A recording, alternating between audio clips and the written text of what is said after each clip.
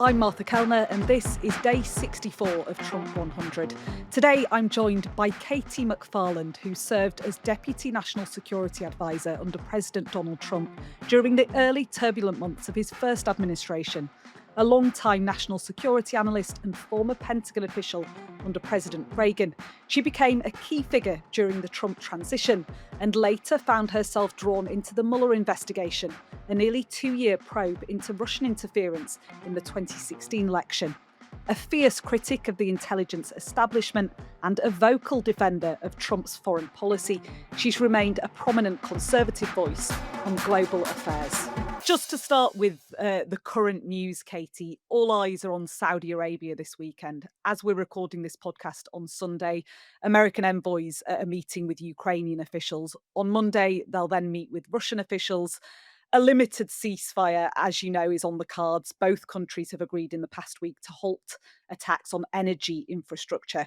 How Mhm. close, Katie, do you think a full ceasefire is? And what, if anything, should we read into the fact that there's no Mike Waltz in Riyadh, there's no Foreign Secretary Marco Rubio? Is that a problem? No, I think, this is the horse trading that goes on of the details of any prior up to a ceasefire and then obviously to a peace agreement. I worked for Henry Kissinger in the 1970s Mhm. when shuttle diplomacy was invented. And this is a very similar back and forth, back and forth. And the fact that they're all meeting, in Saudi Arabia now, and the American negotiators are meeting with one group and then the other group. The difference is this time around, unlike previous administrations, when it was not the Secretary of State, it wasn't the National Security Advisor, it doesn't really matter because the person making the decisions is Donald Trump. So the negotiators, whoever they are on speed dial with President Trump. Nothing's gonna be done without his permission and his suggestion. So he's been the guy calling the shots all along. And as important as any of the cabinet officers are, President Trump is fully engaged with these big issues, especially the national security issues. So, for people who have no idea how these things work, Katie, you're saying that these negotiators who are on the ground in Saudi Arabia will be having direct conversations with the president, Donald Trump. There'll be no intermediary funneling messages back to the White House. So I've worked for 4 presidents over 50 years, Mhm. and normally what happens in these negotiations is the negotiators will make a position, the American will suggest, "This is our position." The other side will come back. The American will say, "Well, let me go check with the president. I'll be back to you in about a week's time with some decisions." And then they go back to the American government, and then they kinda work it out, have conference calls, group meetings, and then they come back with a response to that suggestion, that latest, proposition. In this case, it's all happening very fast because Trump is making the decisions. Now, Where do you think we stand then in terms of the road to a full ceasefire? Steve Witkoff, who is mhm, Donald Trump's special envoy, his hope, he stated, is that a 30-day full ceasefire can be agreed upon, and that will then leave some space to work out a permanent pathway to, to a resolution in this war. I'm not at all surprised that there's this back and forth horse trading. What I think is worth pointing out though, Martha, is that the readout of the phone call that Putin and Trump had last week was really significant from our perspective for a bunch of reasons. Number one, it wasn't just about Ukraine. I know the European perspective is it's all about Ukraine, but the American perspective, especially in the Trump administration, is a global issue. So we're looking at resetting some kind of a relationship with the Russians. Again, we haven't even talked to them in 3.5 years, even about Mhm. minor passport stuff. So it's Mhm. important that the two leaders are talking. And I was very interested in the phone call that they had because they talked about Ukraine, obviously, but they also talked about the broader world environment. And when he said that he and President Putin had talked and agreed that Iran should never be in a position to destroy Israel. That's way bigger. Who even knew they were going to be talking about Iran and Israel and Mhm. by implication, nuclear weapons? So I'm very encouraged at the progress that's been made so far, not only about Ukraine, they're talking about Ukraine. We're talking about a whole lot more than just a ceasefire. We're talking to the Ukrainians about a much bigger energy relationship, an economic relationship, rare earth minerals, where you would have American and Ukrainian engineers and, miners and project managers working side by side, probably for a generation. Mhm. to work to develop a lot of these mineral and resource assets. And that's in a lot of ways almost a better indication of our into the American interest than even a security guarantee of boots on the ground. Can Putin be trusted though? I know you're saying, President Trump and Vladimir Putin, they're having conversations on Ukraine, they're having conversations on Iran and Israel, but Putin showed so many times in the past that he can't be taken at his word. So why all of a sudden is there this change of tack in terms of, you know, prioritizing a relationship with Russia over traditional allies? I don't think President Trump would trust Putin. I don't think Putin trusts President Trump. The countries don't have friends; they have interests. Mhm, And in this case, if you look at sort of what happens when the fighting stops, um, the worry in Europe is that Putin will just rearm and come back and attack again. The Russians, they're a pariah on the global stage. Nobody's going to run in with $100 billion to invest in modernizing the Russian economy, whereas the United States is committing to rebuilding not only the Iranian minerals, but to help rebuild Ukraine. So 5 years after the fighting stops, Ukraine's economy is fully integrated into the West, into Europe, into the United States. Ukraine is a prosperous country. Where's Russia 5 years after the fighting stops? Well, because of Trump's energy policies, mhm, which are going to drive the price of oil and natural gas down, mhm, because hopefully the Europeans will switch from relying on Russian natural gas to relying on American liquefied natural gas, then Russia is in a very dire economic position. So even if Vladimir Putin woke up and said, I want to invade, I don't know, pick my country, North Macedonia or Ukraine, he won't have mhm, the money to do it because his mhm. resources, he just won't have the income. And there's a reason that Putin did not invade anybody during Trump's first term because he didn't have the money. There's a reason that he invaded during Obama's administration, during George W. Bush's administration, and then during Biden's administration, because Russia's coffers were full of Mhm. energy sales at high prices. When Trump is now president again, Russia is going to have a reduced oil income and natural gas income because the United States will become energy dominant in the world and because we've got sanctions on the Russians. How would you describe Donald Trump's foreign policy, Katie? In the past, he's been termed as an isolationist. President Trump can use the economic leverage, the trade leverage the United States has to renegotiate trade deals, whether it's with whether it's with the European countries, whether it's South America, whether it's with China. We are going to use that leverage, and that gives us an enormous ability to renegotiate these deals to our favor. Trump talks about being energy dominant, not just energy independent for the United States, but energy dominant. Now, what does that mean? That means the United States has the ability and the resources to power the entire world. And he can use that as leverage with our adversaries. Who's going to be in trouble economically? Iran, Russia. Who's going to be potentially in good shape economically if they import American liquefied natural gas? Europe, maybe even China. Those two fundamental facts drive everything. And they drive his sense of what's going to happen with Ukraine.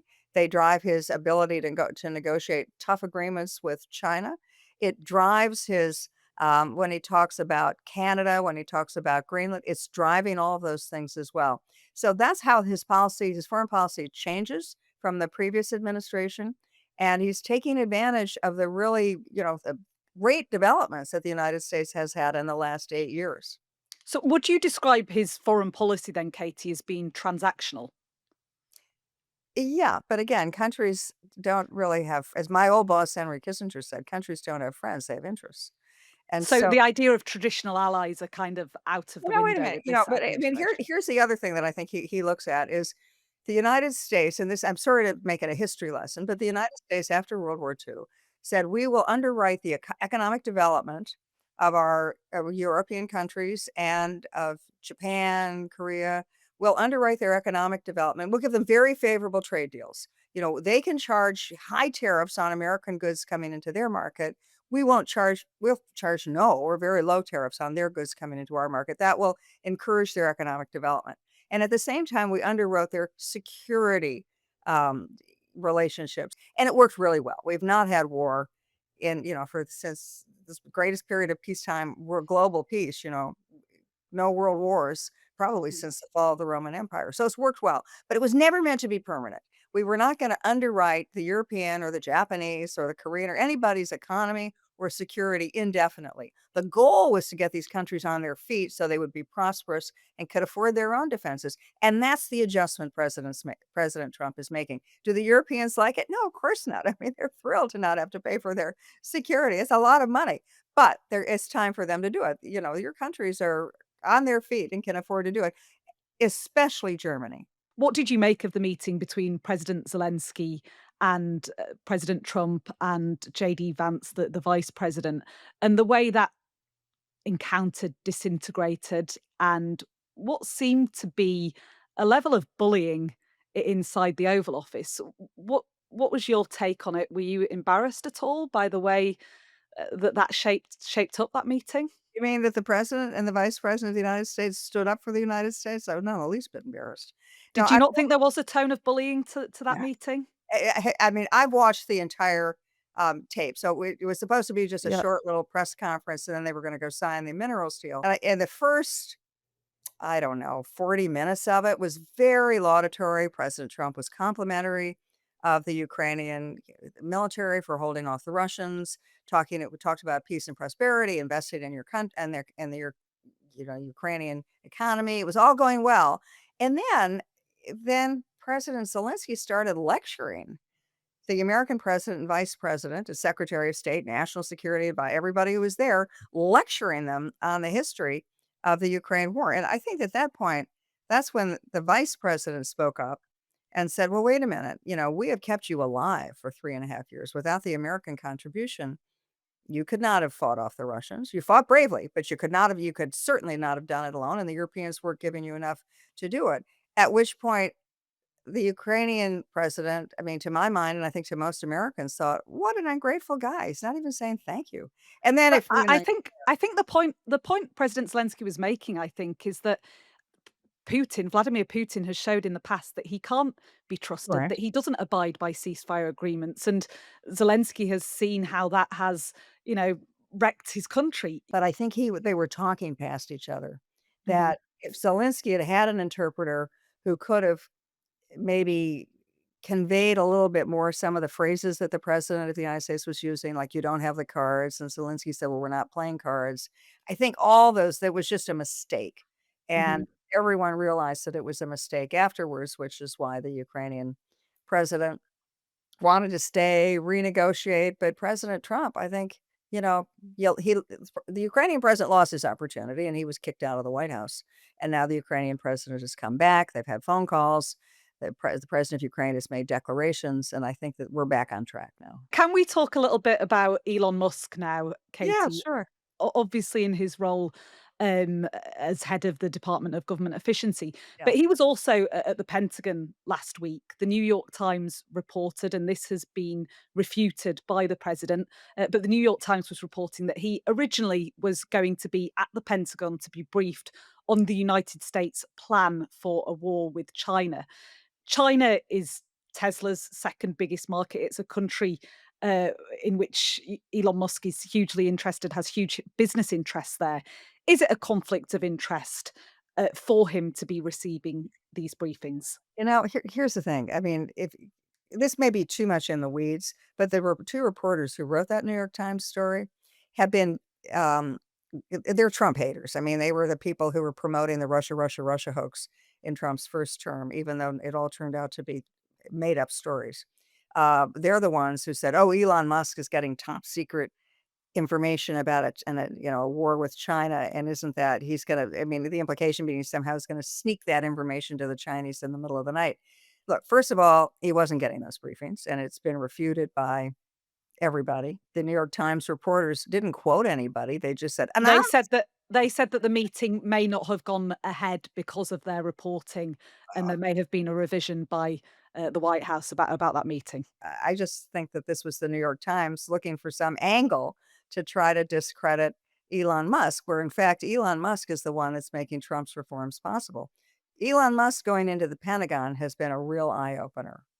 And it's not that he's going in and looking, what are the policies? That's for the president to decide. He's looking at what is the method? What are the systems? I worked in the Pentagon during the Reagan administration.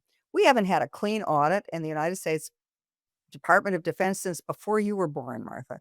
It's the systems. They don't even talk to each other. I think that what's happened is that Elon Musk has gone in and found corruption.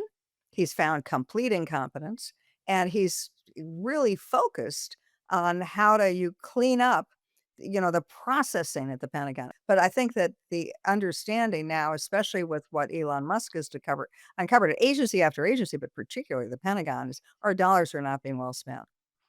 Musk has spoken in the past, though, hasn't he, Katie, about being close to officials within the Russian government.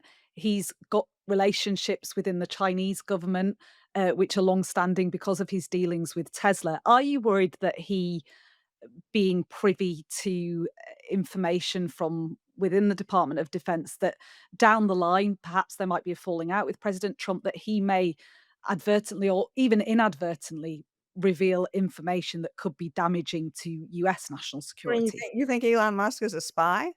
I Like, don't think he's a I don't think he's a Elon spy, Musk but I when somebody said to Elon Musk, "Are you on Putin's payroll?" And he said, Putin can't afford me." And I think that, there is something to be said for the richest man in the world hooking up with the most powerful man in the world to affect great change. No, I'm not in the least bit concerned about that. I fully understand I that, think but that this is the mistake people are making. They think Doge with, these young guys is going in and changing policy. No. What they're doing is they're going in and they're uncovering fraud. They're uncovering inefficiencies. And then with the policy thing, that's being decided by the president or the cabinet officer who's in charge of that cabinet. That's not Elon Musk and a bunch of 20-year-old computer programmers who were making those policy decisions. Katie, you worked in the Nixon, Ford, and Reagan administrations and held national security positions. How did the Trump White House compare? And do you have a favorite? Until I think my favorite was always President Reagan because he set out with three jobs that he wanted to do. One, he wanted to fix the American economy, which he did. Cut taxes, cut regulations, fix the American economy.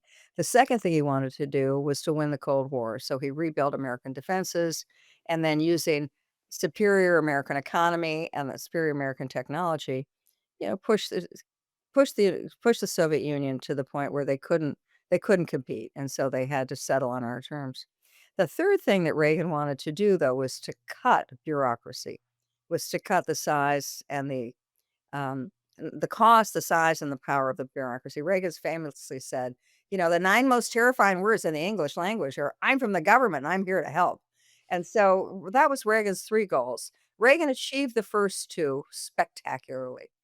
But the 3rd he never got to. Trump is doing all 3. I think that by the time President Trump finishes, he will have restored the American economy. He will have found peace in the world. He will have found a way to deal with the Chinese and the Russians and to avoid a war in doing so. I think he'll get peace in the Middle East.